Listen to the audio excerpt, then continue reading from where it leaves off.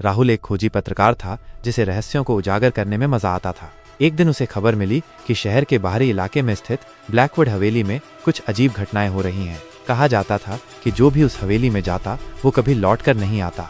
राहुल ने ठान लिया कि वो इस रहस्य से पर्दा उठाएगा।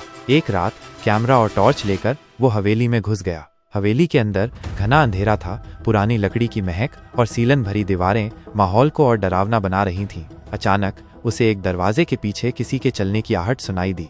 वो धीरे धीरे उस ओर बढ़ा और दरवाजा खोला। अंदर एक पुराना पुस्तकालय था जहां धूल जमी किताबें रखी थीं।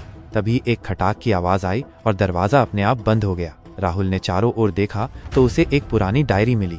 उसने जैसे ही डायरी खोली, ठंडी हवा का झोंका आया और अचानक उस पर किसी ने हमला कर दिया।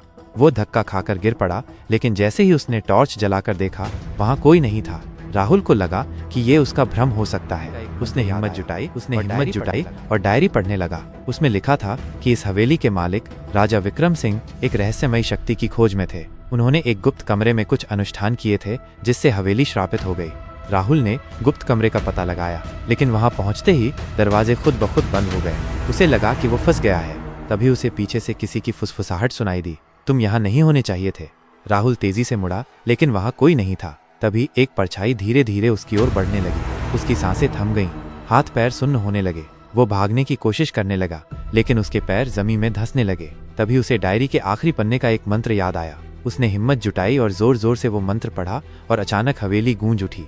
एक तीव्र चीख के साथ सब कुछ शांत हो गया। दरवाजे खुल गए और राहुल किसी तरह बाहर भाग निकला।